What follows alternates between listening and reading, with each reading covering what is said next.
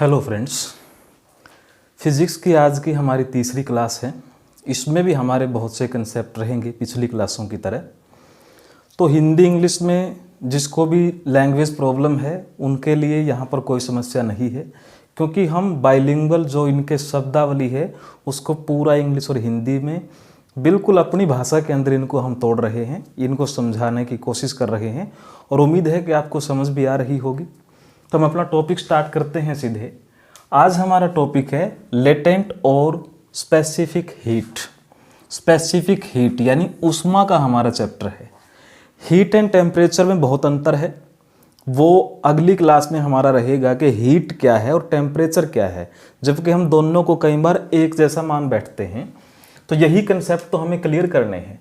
तो सबसे पहले गुप्त ऊष्मा और विशिष्ट ऊष्मा का जो हमारा चैप्टर है उससे पहले हम ऊष्मा को ही समझ लेते हैं कि क्या है।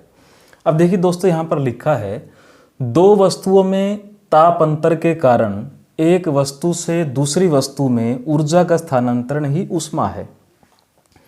एक तो यहाँ पर पॉइंट क्या है कि दो ऑब्जेक्ट हैं, टू ऑब्जेक्ट्स, और उन दोनों के बीच में क्या है, डिफरेंस ऑफ टेम्परेचर है, तापमान का अंतर है। और उसके बावजूद जब एक से दूसरे ऑब्जेक्ट की ओर जो एनर्जी का ट्रांसफर होता है उसी को हम क्या बोलते हैं, यहाँ पर हीट बोलते हैं। ये लाइन आप समझें, एग्जाम्पल मैं आपको देता हूँ जो बिल्कुल आपको इस बात को समझाएगा। अब आप सिर्फ इमेजिन करना, सपोज करें कि सर्दियों की एक सुबह है जनवरी की, जिसमें हम बाहर आए हुए हैं। तो वहाँ पर क्या है, एक लोहे का बेंच है और हम उस लोहे के बेंच को क्या करते हैं, हाथ लगाते हैं। अब देखना शब्दों के साथ, दो वस्तुएं हुई, लोहा और हमारा हाथ। ताप अंतर, सर्दियों की सुबह में लोहे का और हमारे हाथ का टेम्परेचर सेम नहीं हो सकता, क्योंकि हमारा जो ब्लड है वो बाहर के टेम्परेचर से प्रभावित नहीं होता, जबकि जो लोहा है कंडक्टर ऑफ टेम्परेचर है, कंडक्टर ऑफ हीट है, बहुत जल्दी ठंडा गर्म होता है। तो उस सर्द सुबह में हम सिर्फ मान लेते हैं कि लोहे का टेम्परेचर गया हुआ है 5 डिग्री सेल्सियस और हमारे हाथ का टेम्परेचर हम मान लेते हैं कि 15 डिग्री सेल्सियस है। यहाँ तक समझ में आया? दो वस्तुओं में ताप अंतर, दो वस्तुएं हुई, टेम्परेचर का डिफरेंस हुआ, एक वस्तु से दूसरी वस्तु में ऊर्जा का स्थानांतरण होता है। अब हम क्या करते हैं, अपने हाथ को इस लोहे के बेंच पर टिका देते हैं। हमने अपना हाथ लोहे के बेंच पर रखा, तो आप इमेजिन कर सकते हैं कि क्या होता है, अपने हाथ का टेम्परेचर लोहे के अंदर जाना शुरू कर देता है, यानी लोहा गर्म होना शुरू हो जाता है और हमारा हाथ ठंडा होना शुरू हो जाता है। और ये एक्सचेंज ऑफ एनर्जी तब तक चलता रहेगा जब तक दोनों इक्वल नहीं हो जाते। तो थोड़ी देर बाद आप पाएंगे उस लोहे का टेम्परेचर तो बढ़ गया और हमारा घट गया। ये क्या हुआ, जो हम दोनों के बीच में जो ये एक्सचेंज हुआ है उस एक्सचेंज को ही क्या बोला है, ऊर्जा के स्थानांतरण को क्या बोला है, हीट बोला है। यानी ये हीट एनर्जी का ही एक रूप है। तो मैं उम्मीद करता हूँ कि ये इस एग्जाम्पल के साथ आपको अच्छे से समझ आया होगा। तो एक एक वर्ड को मैंने यहाँ पर एक्सप्लेन किया है। आगे देखें दूसरा point, what is latent heat, यानी गुप्त ऊष्मा, सीक्रेट हीट भी बोल देते हैं इसको हम। वस्तुओं के अवस्था परिवर्तन, अवस्था परिवर्तन मीन स्टेटस चेंज। अवस्था परिवर्तन क्या है, कोई भी जो मैटर है, ऑब्जेक्ट है, सॉलिड है, अवस्था परिवर्तन कर रहे हैं ना, स्टेटस चेंज। सॉलिड से किस में चेंज हो गया, लिक्विड में चेंज हो गया। तो उसके लिए अब सॉलिड से लिक्विड, बर्फ से पानी बनते हुए उसको जो एनर्जी की ज़रूरत है, बर्फ से पानी बनते हुए, उसी को क्या बोलेंगे, गुप्त ऊष्मा बोलेंगे। या दूसरा एग्जांपल हम ले सकते हैं, अब लिक्विड से वही चीज़ क्या बन जाएगी, वेपर्स बन जाएगी, यानी द्रव से वो चीज़ क्या बन जाएगी, भाप बन जाएगी। तो यहाँ एनर्जी की तो ज़रूरत है, द्रव यानी लिक्विड से एक चीज़ वेपर्स में चेंज हो रही है, तो यह अवस्था परिवर्तन है। तो उस अवस्था परिवर्तन के लिए जिस ऊर्जा की, जिस एनर्जी की आवश्यकता है उसी को क्या बोलते हैं, गुप्त ऊष्मा बोलते हैं, सीक्रेट हीट बोलते हैं। मैं उम्मीद करता हूं कि ये भी कंसेप्ट आपको समझ आया होगा। तीसरा है हमारा स्पेसिफिक हीट। पदार्थ के द्रव्यमान, द्रव्यमान मीन्स इसको हम बोलते हैं मास, और मास को कुछ एक डिफरेंस को अगर हम छोड़ दें तो ये वेट के बराबर होता है। यानी जैसे हमारा वजन 70 किलोग्राम है, 50 किलोग्राम है, तो वो हमारा द्रव्यमान है, यानी एक पूरी यूनिट है। हमारा पूरा बॉडी क्या है, द्रव्यमान है। और जब उस द्रव्यमान के टेम्परेचर में, यानी हमारे बॉडी में या किसी और ऑब्जेक्ट में, कोई धातु की चीज़ है, कुर्सी है, कुछ भी है, उस द्रव्यमान के टेम्परेचर में यहाँ पर क्या हो, इंक्रीमेंट हो जाए, इंक्रीज हो जाए, तो उससे जो एनर्जी प्रोड्यूस होगी उसी को क्या बोलेंगे हम, विशिष्ट ऊष्मा। तो आपको प्रश्न कैसे समझना है इसका, जब टेम्परेचर किसी भी चीज़ का बढ़ रहा हो और हमसे पूछ लिया जाए कौन सा हीट है, तो आप कहेंगे विशिष्ट ऊष्मा है, स्पेसिफिक हीट है। और जब यहाँ पर स्टेटस चेंज हो तो उसको बोल दिया जाए कौन सा हीट है, तो हम बोलेंगे लेटेंट हीट है। यानी विशिष्ट ऊष्मा किस काम आती है, टेम्परेचर में वृद्धि को बताती है कि कितना जल्दी वृद्धि हो रही है, कितना देरी से वृद्धि हो रही है। इसको भी एग्जाम्पल के साथ हम करेंगे बिल्कुल। मैं उम्मीद करता हूँ कि ये तीनों कंसेप्चुअल जो हमने लाइनें लिखी हैं ये समझ आई होंगी। अब देखें अगले कंसेप्ट के साथ इनको हम क्लियर करते हैं, और बहुत ही अच्छे कंसेप्ट हैं, और आप जो भी पहले एग्ज़ाम दे चुके हैं आपको बिल्कुल ख्याल में आएंगे कि ये कितनी बार पेपर में आते हैं। ऊष्मा को मापने का जो यूनिट है, यानी इसको हम किस चीज़ में मापते हैं, इसको हम कैलोरीज में मापते हैं। पहले हम कैलोरी ही कर लेते हैं कि ये क्या है। तो कैलोरी बहुत अच्छा कंसेप्ट है समझने के लिए। अब आप देखना कैलोरी है क्या। हम क्या लेते हैं, हम पानी लेते हैं, और वो भी कितना, सिर्फ 1 ग्राम। और उस 1 ग्राम पानी का जो तापमान है वो कितना है, 14.5 डिग्री सेल्सियस, 14.5 डिग्री सेल्सियस। तो हम क्या करते हैं, उसका तापमान 1 डिग्री सेल्सियस बढ़ाते हैं।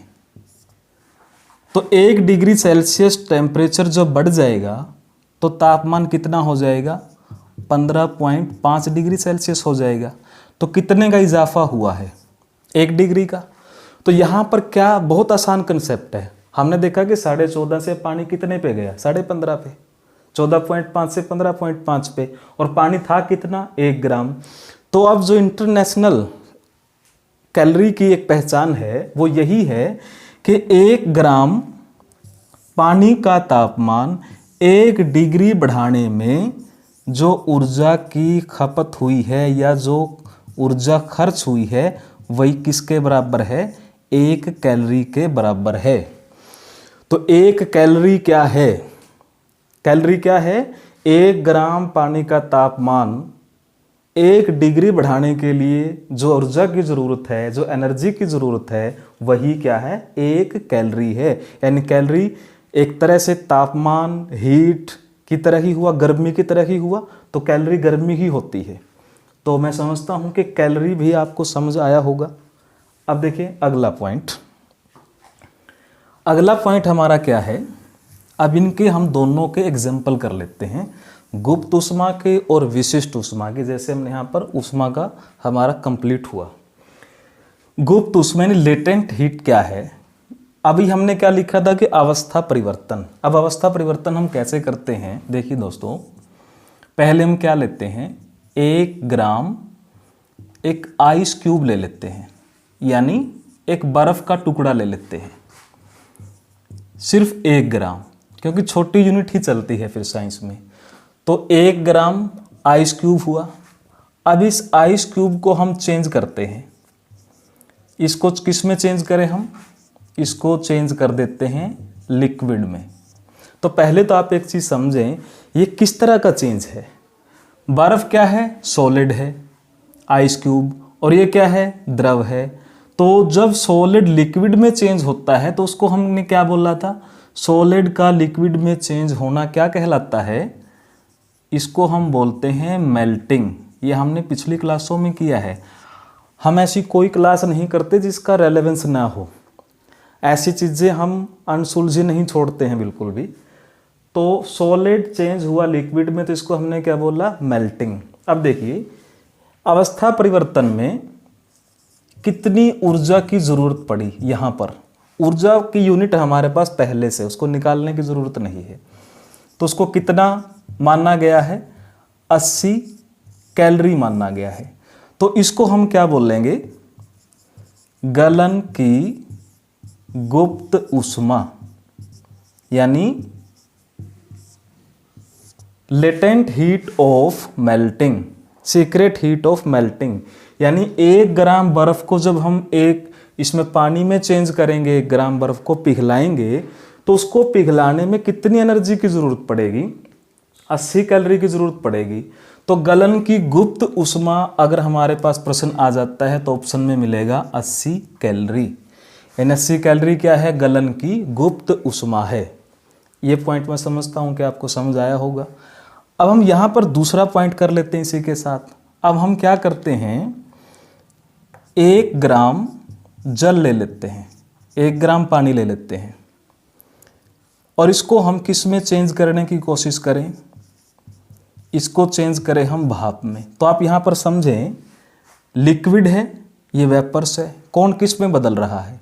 यानी इसको आप क्या बोल सकते हैं? वेपर चेंज, या एक तरह का उबाल बिंदु है ये, क्योंकि जब जल उबलेगा तभी तो भाप बनेगा। इसको आप यहाँ पर बॉइलिंग पॉइंट भी बोल सकते हैं, वेपोराइजेशन भी बोल सकते हैं, वो वाष्पन बिंदु बोल सकते हैं, क्योंकि भाप बनना और उबलना एक ही पॉइंट पे होते हैं। अब आप देखें, 1 ग्राम पानी को जब हमने भाप में चेंज किया तो ये क्या है? वेपर्स चेंज है, वाष्पन बिंदु है। लेकिन ये कितनी एनर्जी की जरूरत पड़ी? तो यहाँ भी हमें ऊर्जा पहले से पता है, यानी ऊर्जा की खपत कितनी है, कंजप्शन कितना है ऊर्जा का? 540 कैलोरी है, 540 कैलोरी। अब यहाँ पर आप देखना, जब पानी उबलता है, कंसेप्ट आप देखना, थोड़ा आगे बढ़ते हैं थोड़ा हम इसमें। उबलने का पॉइंट कितना है? 100 डिग्री सेल्सियस है। 100 डिग्री सेल्सियस पे ही क्या बन रहा है? भाप बन रहा है।